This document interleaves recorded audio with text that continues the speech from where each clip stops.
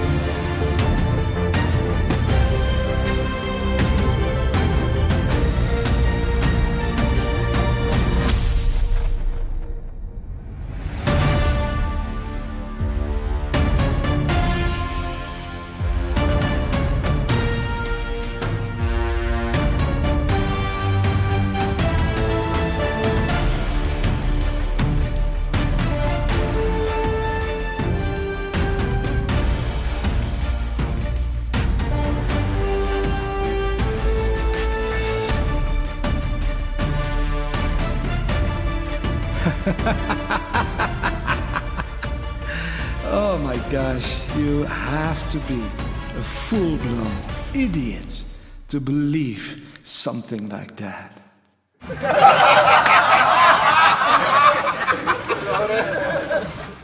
Really? Have you ever heard this statement from President John F. Kennedy? We shall propose further cooperative efforts between all the nations in weather prediction and eventually in weather control. And what about the following statement from his vice president, Lyndon Johnson? That will permit man to determine the world's cloud layer and ultimately to control the weather, and he who controls the weather will control the world. That is strange. So, weather modification is not some stupid conspiracy theory after all? Well, at least not according to the former CIA director John Brennan, who is pretty excited about spraying chemicals in the air. Another example is the array of technologies, often referred to collectively as geoengineering, that potentially could help reverse the warming effects of global climate change. One that has gained my personal attention is stratospheric aerosol injection, or SAI, a method of seeding the stratosphere with particles that can help reflect the sun's heat in much the same way that volcanic eruptions do. But why are Google and Wikipedia and all the other major platforms lying about it? I wonder. There are even a lot of official documents from the United States government and the military discussing how to manipulate the climate and the weather. This particular document is almost 800 pages thick, all about how to modify the weather. According to this United States government document, weather modification is even causing long-lasting droughts, severe storms, deadly hurricanes, hellish heat waves, devastating floods, and even lethal illness, while massively poisoning all air, soil, and water. A world-famous environmental scientist, warned the United Nations that chemtrails have a bad effect on agriculture.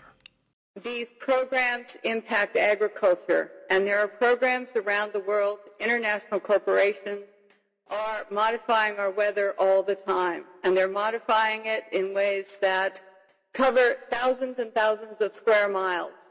Most of it is chemically altered, so that what happens is that we are putting chemicals, ground-based chemicals that are shot into the air, or chemicals coming from airplanes that change and modify our weather.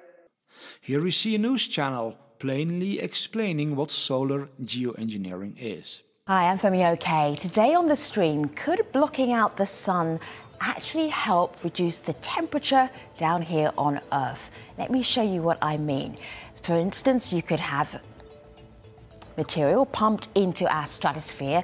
That material could reflect the sun's rays or solar energy all the way back to the sun, meaning that we down here are kept cooler. That is a very basic, rudimentary understanding of solar geoengineering.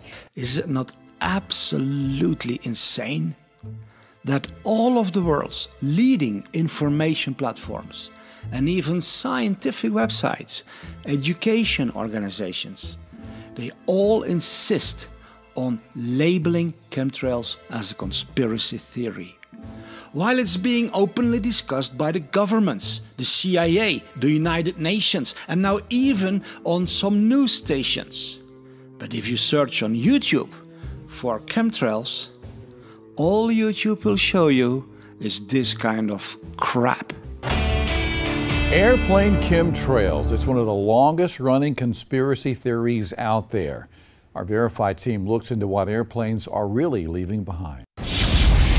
One of the conspiracy theories that just won't seem to quit is this idea that's out there that the government is spraying chemicals out of the backside of airplanes to control the population or change the climate. Why are they so keen on hiding this from you? Why do they not want the public to know that their governments are spraying unfathomable amounts of toxic chemicals in their skies? Did you even know that the government has put all weather service employees under illegal gag orders? Yeah, that's right. Everybody working in these chemtrail programs is forbidden to talk about it with other people. That shows how terrified they are that the world would find out. But now and then, there is a news station that dares to investigate honestly.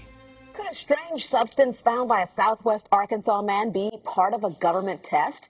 Well, that's the question at the heart of a phenomenon called chemtrails, now getting widespread attention. Well, tonight, KSLA News 12 investigation reporter Jeff Farrell shows us the results of testing we had done about what's in our skies. It seemed like some mornings it was just crisscrossing the whole sky. It was just like a giant checkerboard. Bill Nichols snapped several photos of the strange clouds from his home in Stamps, Arkansas. They begin as normal contrails from a jet engine, but do not fade away like a normal contrail. Soon after, he saw particles in the air. You know, because we'd see it drop to the ground in a haze. Nichols then noticed the material collecting on the ground. This is water and stuff that I collected in bowls. I had it set out in my backyard on my dad's pickup truck. KSLA News 12 had the sample tested at a lab. The results? A high level of barium, 6.8 parts per million, more than 3 times the toxic level set by the EPA. Armed with these lab results about the high levels of barium found in our sample, we decided to contact the Louisiana Department of Environmental Quality. They told us that yes, these levels are very unusual, but at the same time they added the caveat that proving the source is a whole nother matter. Barium is a hallmark of other chemtrail testing, which even attracted attention from a Los Angeles TV station. There's already no shortage of unclassified weather modification programs by the government. But those who fear chemtrails could be secret biological or chemical testing on the public point to the 1977 Senate hearings in particular, which confirmed 239 populated areas had been contaminated with biological agents between 1949 and 1969. Later, the 1994 Rockefeller Report concluded hundreds of thousands of military personnel were also subjected to secret biological experiments over the last 60 years. But could secret testing be underway yet again? I'd rather it be something inert and benign, something that's, not causing any damage, but I'd like to know what it is. KSLA News 12 discovered chemtrails are even mentioned by name in the initial draft of House Bill 2977 back in 2001 under the Space Preservation Act. But the military denies any such program exists. Jeff Farrell, KSLA News 12 reporting. And, it turns out until 9 years ago, the government had the right under U.S. law to conduct secret testing on the American public under specific conditions. Only a public outcry repealed part of that law with some exceptions. Now, Jeff's report mentioned high levels of barium linked to those alleged chemtrails. We wanted to find out exactly what effects barium has on the body. We spoke with Mark Ryan, the director of the Poison Control Center. Ryan tells KSLA News 12 that short-term exposure can lead to anything from stomach to chest pains. Long-term exposure causes blood pressure problems. Ryan addressed concerns by chemtrail researchers that barium could be meant to wear down a person's immune system. Anything that causes ill effects in the body long-term, chronically, is going to affect your ability because it's constantly working on the body. So from that aspect, yeah, that's a potential. So how does this look in real life? Well, here you can see a very clear example of solar geoengineering, which is executed by spraying chemtrails. This is in Colorado, the United States. On this side, the sky is perfectly clear, beautiful blue, with one natural cloud in the distance. It's a lovely sunny day. When we turn around, however, we see something peculiar going on. Dozens of airplanes are simultaneously flying over the same region, spraying enormous amounts of toxic chemicals into the sky. I mean, just look at what's going on here. Do you see how crazy that is? When we zoom in, we can see an airplane busy spraying his toxic load over the entire region. At first it looks like a condensation trail, but this does not evaporate like a normal contrail. On the contrary, it spreads out and forms a vast canopy of chemicals, metal oxides and other substances that cover the sun. After a while, this entire sky will turn completely grey. Gone is the beautiful blue sunny sky that makes people smile, the birds sing, the crops grow and the flowers bloom. After about half an hour we observe how the chemtrails are forming a thick veil of chemicals that block the sunlight. So Google and Wikipedia, the BBC and science platforms and the news agencies that have been saying that this is all just a conspiracy theory have been lying all the time, for years, in fact for decades. Why? What are they trying to hide from us? Shh. Isn't it time that we open our eyes and make sure to be accurately informed? On our website, stopworldcontrol.com, you will find a comprehensive report on weather and climate modification and the incredibly damaging effects these programs have on human health, the environment, and agriculture. Have a look at our website.